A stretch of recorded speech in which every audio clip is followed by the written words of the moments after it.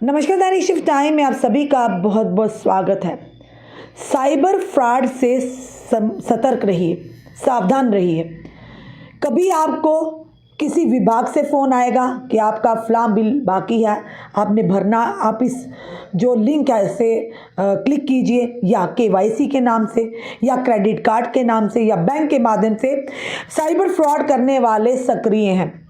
आप इनके झांसे में ना आए। किस तरह से कुछ ही देर में, कुछ ही पल में आपकी मेहनत की कमाई को उड़ा कर ले जाएंगे, आपको पता भी नहीं चलेगा। बताना चाहेंगे, 83 वर्षीय व्यक्ति को ऑनलाइन केवाईसी अपडेट करने के लिए बैंक से कॉल आया। बाद में पता चला उसने जीवन भर की कमाई, अपनी बचत को खो दिया है। ऐसी खबरें आप तक लाने का हमारा ये मतलब रहता है कि आप भी सतर्क और सावधान हो जाइए।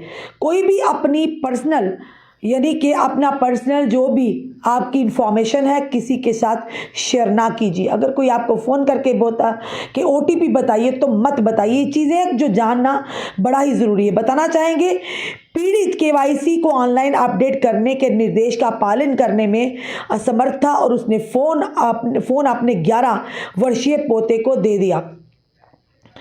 पीड़ित को एक अज्ञात व्यक्ति ने फ़ोन किया और दावा किया कि वह बैंक में एग्जीक्यूटिव है। उन्होंने अपनी केवाईसी डिटेल अपडेट करने के लिए कॉल आई है। ये घटना विशेष रूप से बुजुर्ग के बीच सावधानी बरतने की ज़रूरत पर जोर देती है। ऑनलाइन घोटाले की एक और परेशान करने वाली घटना है। बताना चाहेंगे, ये व्यक्ति कोलकाता का एक 83 वर्षीय यानी कि 83 ईयर्स का सेवानिवृत्त सरकारी अधिकारी है। इसका शिकार हो गया और उसे 2.5 यानी 2.5 लाख रुपए का नुकसान हुआ। पीड़िता का नाम SP सिन्हा है, जो कि पीठाकुपुर में रहने वाले हैं। उन्होंने अपनी बैंक की जानकारी के लिए लगन से अपनी बैंक शाखा का दौरा किया था, लेकिन एक दिन बैंक से एक स्पष्ट कॉल आने के कारण उन्हें अपनी जीवन भर की कमाई को से हाथ धोना पड़े। धोखाधड़ी की योजना तब सामने आई जब SP सिन्हा को एक व्यक्ति का फोन आया जिसमें दावा किया गया था कि वह उसी शाखा का टेबल नंबर 3 पर है जहां SP सिन्हा का पेंशन खाता है। कॉल करने वाले ने दावा किया कि वह सिन्हा के केवाईसी अपने ग्राहकों जाने यानी केवाईसी विवरण को ऑनलाइन सत्यापित करने के लिए संपर्क कर रहा है, यानी ऑनलाइन वेरिफिकेशन के लिए संपर्क कर रहा है। चूंकि SP सिन्हा अपने काम के लिए बैंक और उसी टेबल पर जा रहे थे, इसीलिए वह आश्वस्त हो गए कि वो अपने केवाईसी को ऑनलाइन अपडेट करने के लिए कॉल करने वाले के निर्देशों का पालन करने के लिए सहमत हो गए। यानी कि पहले किसी ने फ्रॉड करने वाले रेकी करते हैं, पूरी तरह से आपकी जानकारी हासिल करते हैं कि आप कब बैंक में गए। उस 83 वर्षीय जिनका नाम SP सिन्हा था कि कब वो बैंक में गए, किस टेबल पर गए, उसी का पूरा सहारा लेते हुए साइबर फ्रॉड करने वालों ने उन्हें उसी तरह से कॉल किया कि जिस टेबल नंबर 3 पर वो जाकर अपनी पेंशन जिनका जहां खाता था, उसी तरह से उन्होंने कॉल किया उस फ्रॉड ने और उस व्यक्ति को कहा कि मैं वहां से बोल रहा हूं, आपकी केवाईसी करनी है। और उसी के चलते उन्होंने उसका निर्देशन का पालन करने के जिस तरह से वो बोल रहा था व्यक्ति, जो फ्रॉड व्यक्ति था, जो साइबर फ्रॉड कर रहा था, उन्होंने फ़ोन करके कहा कि मैं उसी बैंक से बोल रहा हूं जिसमें आपका टेबल नंबर 3 पर पेंशन खाता है।